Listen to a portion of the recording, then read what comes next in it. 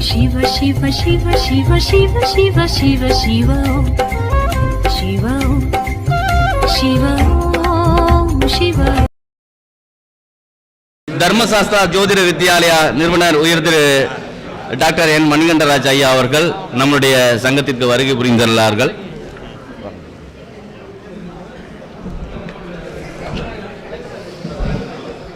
நாமக்கல் மாவட்ட ஜோதிடர்கள் நலவாழ்வு சங்கத்தின் 16ஆம் ஆண்டு துவக்க விழா சிறப்பான ஒரு மாநாடு சிறப்பாக நடத்தி கொண்டிருக்கக்கூடிய சங்கத்தினுடைய தலைவர்கள், செயலாளர்கள் மற்றும் நிர்வாகிகள் அனைவருக்கும் என்னுடைய நெஞ்சார்ந்த நன்றியை தெரிவித்துக் கொள்கிறோம்.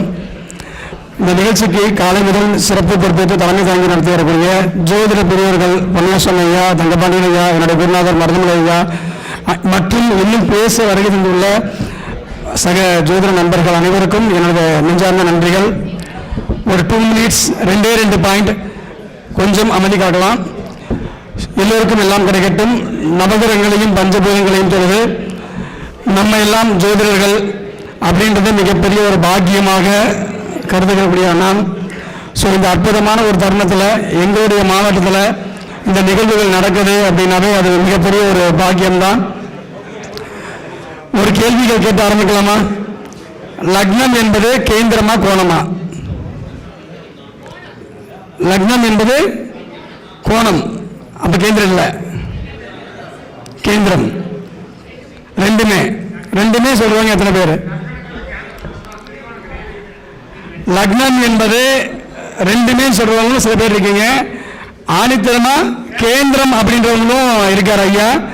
கோணம் அப்படின்றவங்க யாரா இருக்கீங்களா? ஓகே. இல்லை என்று மறுப்பதற்கு இம்மிடம் இல்லை. பட் தெரிந்ததை பகிர்வது என்னுடைய வழக்கம். ஒரே ஒரு சின்ன ரூல் மட்டும் கொடுத்துட்றேன். முதல்ல இந்த உயிர் அப்படிங்கிறது உற்பத்தி அப்படின்னு ஒரு விஷயங்கள் இருக்கு இல்லையா, இது யார் மூலியமா நடக்குதுன்னு நமக்கு தெரியும் இல்லையா? யார் மூலியமா அது வெளியில வருதுன்னு தெரியும் இல்லையா? யாருங்க? தாய் தந்தை மூலியமாக தான் நம்ம அதை நம்மளுடைய பிரபஞ்சமானது, இந்த பிரபஞ்சத்தில் நம்ம ஆத்மாவானது இந்த பூமியில் இருக்கிறதுக்கான வழி கிடைக்கிது. ரைட்டுங்களா? காலச்சக்கரத்தின் அடிப்படையில் ஆண் வீடு பெண் வீடு எல்லாத்தையும் தெரியுமில்ல? 1 3 5 7 9 11 எல்லாம் ஆண் வீடுகள், 2 4 6 8 10 எல்லாம் 12 எல்லாம் பெண் வீடுகள். இதுதான ரியாலிட்டி. ஸோ இன்னையிலேருந்து நீங்கள் என்ன பண்ணுறீங்கன்னா, நீங்கள் ஆண் வீட்டில் பிறந்தவர்களாக இருக்கும் பட்சத்தில் உங்களுடைய லக்னம் எல்லாத்தையும் என்ன பண்ணுறீங்க, நீங்கள் 1 5 9 அது திரிகோணமாக இயங்கும் அப்படின்றத லக்னத்தை இயக்கிங்க. நீங்கள் பெண் வீட்டில் உங்களுடைய லக்னம் இருந்துச்சு அப்படின்னா அதுக்கான அடுத்த வாய்ப்பு யாருக்கு கொடுக்குறீங்க? ஸோ உங்கள் லக்னம் என்பது திரிகோணம் அல்ல, கேந்திரம் அப்படின்ற ஒரு மைண்ட் செட்டில் நீங்கள் ஆய்வு பண்ணி பாருங்கள். பலன் சிறப்பாக வரும். இன்னொரு விஷயம், தர்ம திரிகோணம், கர்ம திரிகோணம், காம திரிகோணம், மோட்ச திரிகோணம் நம்ம சொல்கிறோம் இல்லையா? ஏன் அதை சொல்கிறோம்? ஏன் தர்ம திரிகோணத்துக்கு தர்ம திரிகோணம் பேர் வந்துச்சு? ஏன் வந்துச்சுன்னு நம்ம எப்போ நம்ம கேட்காமோ அப்போ அதுக்கான பதில் கிடைக்கும் இல்லையா? ஸோ இப்போ உதாரணத்துக்கு பார்த்தீங்க அப்படின்னா, மேஷத்தில் அஸ்வினி 1ஆம் பாதத்தில் ஆரம்பிக்குது, அப்படி தானே? கிருத்திகை 1ஆம் பாதம் முடியுது, அப்படி தானே? அஸ்வினி எங்கே ஆரம்பிக்குது? நவாம்சத்தில், மேஷத்தில். எங்கே முடியுது? தனுசுல. ஓகேவா? கிருத்திகை 1ஆம் பாதம் எங்கே வரும்? அந்த அஸ்வினி நட்சத்திரத்தினுடைய 1ஆம் பாதம் மேஷத்திலையும், கிருத்திகை நட்சத்திரம் 1ஆம் பாதம் தனுசுலையும். 1ல் ஆரம்பிச்சு எங்கே முடியுது? 1ல் ஆரம்பிச்சு எங்கே முடியுது? 9ல் முடியுது. அதனால தான் அது தர்ம திரிகோணம். ரைட்டா? இதே மாதிரி ரிஷபத்துக்கு நீங்கள் பார்த்தீங்கன்னா என்ன வரும்? எங்கே ஆரம்பிக்கும்? கிருத்திகை 2 மகரத்தில் ஆரம்பிக்குதா? கர்ம திரிகோணம் தானே அது. எங்கே முடியுது? மிருகசீரிஷம் 2ல் முடியுதா? அதுவும் எங்கே முடியும்? கண்ணில தான் முடியும். அப்போ 2ல் ஆரம்பிச்சு அது பொதுவாக பொருளாதார வீடுகள் எல்லாம் எங்கே முடியும்?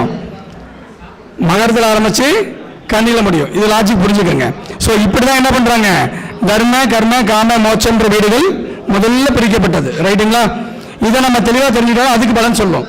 அடுத்தது தர்ம திரிகோணத்தில் முதல்ல நம்மளால் தர்ம திரிகோணத்தில் ஒரு கிரகமாவது இருந்தாலே நீங்கள் பாக்கியவான் தான். அதில் மாற்று கருத்து கிடையாது. ரைட்டுங்களா? நீங்கள் தர்மத்தை பண்ண முடியுமா முடியாதான்னு சொல்றது நவாம்சம். உதாரணத்துக்கு தர்ம திரிகோணத்தில் ராசியில் ஒரு கிரகம் இருக்கு சார், ஓகேங்களா? அந்த கிரகம் நவாம்சத்தில் அந்த கிரகம் இருக்கிற இடத்துல இருந்து 6 8 இல்லாம இருந்ததுன்னா நீங்கள் தர்மத்தை முறையாக செய்வீர்கள், அவ்வளவுதான், முடிஞ்சது. ஓகேங்களா? 6 8 இருந்ததுனா தான் அந்த தர்மத்திற்கு போராடக்கூடிய நிலையும் கஷ்டப்படக்கூடிய நிலையும் உங்களுக்கு ஏற்படும். ரைட்டுங்களா? ஸோ முதல்ல ஒரு கிரகம் எங்க இருக்கு? தர்மம்னா இந்த பிறவியில நீங்கள் எல்லாத்தையும் எதுக்காக பிறந்திருக்கீங்க? புண்ணியத்தை சேர்க்க பிறந்திருக்கீங்க, அவ்வளவுதான், வேற எதுவும் கிடையாது.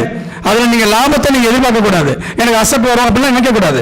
புண்ணியத்தை கேட்கறதுக்கான பாக்கியம் அதில் கிடைச்சிருக்கா, நீங்க லக்கி, அவ்வளவுதான். அதுக்கான நமக்கு பாக்கியம் இருக்கா போதும். ஸோ தர்ம வீட்டிலேயே நம்மளுடைய லக்னாதிபதி இருக்காரு, நம்மளுடைய லக்னமே இருக்கு அப்படின்னா முதல்ல நீங்க புண்ணியவான். இது முதல்ல புரிஞ்சுக்கணும். இதுதான் அதனாலதான் மேஷ சிம்ம தனுசுல ஐயாவுடைய பாணியில சொல்லணும்னா மேஷ சிம்ம தனுசுல ஒரு கிரகமாவது இருக்கணும் அப்படின்னு ஐயா சொல்லுவார், தங்கப்பாண்டி ஐயா சொல்லுவார். அதே போலதான் ரிஷபம் கர்மத்திரிகாணத்துல எல்லாரும் பிறந்தாச்சு. நம்ம வாழ்க்கைக்கு எப்படியாவது ஒரு வகையில் என்ன வேணும்? பொருளாதாரம்ன்றது வேணும். பொருளாதாரம் இல்லைன்னா எதுவுமே பண்ண முடியாது. ஒண்ணு கர்மத்திரிகோணத்துல நீங்க இருக்கணும், ஒரு கிரகமாவது இருக்கணும், அல்லது லக்னமாவது இருக்கணும், ஏதாவது ஒரு கிரகம் இருக்கணும். எதுவுமே இல்லைன்னா உங்க மனைவியாவது இருக்கணும், அந்த கர்மத்திரிகோணத்துல பிறந்திருக்கணும். ஏதோ ஒரு வகையில நமக்கு 6 பாவம் தான், மீறி 6 பாவத்தை யாரு வைக்கிறா? அவங்க தான். அவங்க மூலியமாவது நம்ம என்ன பண்ணிக்கணும்? நம்மளுடைய இழந்த பாவத்தை பெற்றுக்கொள்ள வேண்டும். இவ்வளவுதான் விஷயம். அப்ப கர்மத்திரிகோணத்துல நீங்க பாருங்க உங்களுக்கு கிரகம் இருக்கா இல்லையா அப்படின்ட்டு. அது நவம்சத்துல எப்படி இருக்கு? ராசி கட்டத்தில் இருக்கிறது கொடுப்பனை. அந்த கொடுப்பனையை உங்களுக்கு முறையாக கிடைக்குமா கிடைக்காதான்னு சொல்றது நவாம்சம். ஓகேங்களா? ராசி கட்டத்தில் இருக்கிற கொடுப்பனை அந்த நவாம்சத்துல நல்லா இருந்துச்சுன்னா அது முறையா ஈஸியா நீங்க அனுபவிச்சிருவீங்க. அங்க நவாம்சத்துல பாதிக்கப்பட்டுச்சுன்னா கிடைக்கிறது கிடைக்காம போறதுக்கான வாய்ப்புகள், தடைகள், பிரச்சனைகள், இழப்புகள் அதிகம்.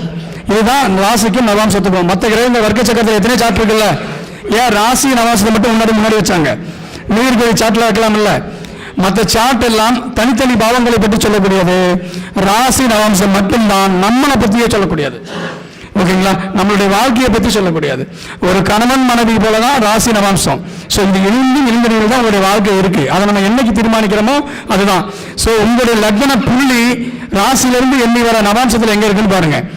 அந்த புள்ளிகளுடைய அமைப்புல தான் உங்களுடைய எண்ணங்கள் சிந்தனைகள்லாம் போகும். ஓகேங்களா?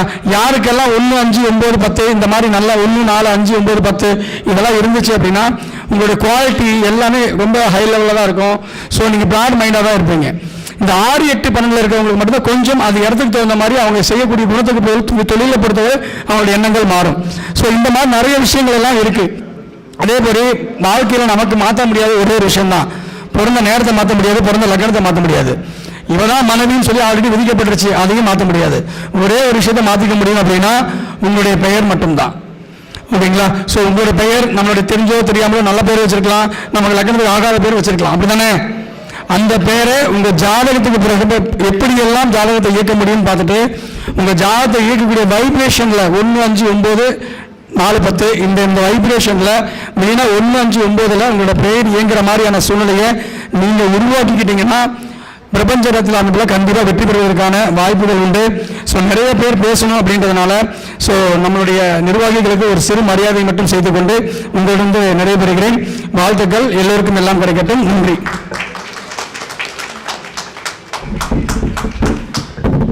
மிக அற்புதமான கருத்துக்களை சொன்ன தர்மசாஸ்திரா ஜோதிட வித்யாலயா நிறுவனர் உயர் திரு டாக்டர் என் மணிகண்டராஜ் அவர்களுக்கு, அதாவது ஜோதிட கலையை பார்த்தீங்க அப்படின்னா அதை ஒரு பாடத்திட்டமாக பார்த்தோமா கொண்டு வந்து அதை அவர்களுடைய மாணவர்களுக்கு சொல்லிக் கொடுத்து இந்த கலையை, இந்த ஒரு அற்புதமான கலையை வளர்த்து வரும் நம்மளுடைய பள்ளிப்பாளையம் தர்மசாஸ்திரா ஜோதிட வித்யாலயா நிறுவனர் உயர் திரு மணிகண்டராஜன் அவர்களுக்கு ஜோதிட சேவாரத்னா என்ற விருது வழங்கி கௌரவிக்கப்படுகிறது. மருதமலை குறிச்சி ஐயா அவர்களும் உயர் திரு தங்கபாண்டியன் ஐயா அவர்கள் விருதை வழங்கி கௌரவிப்பார்கள்.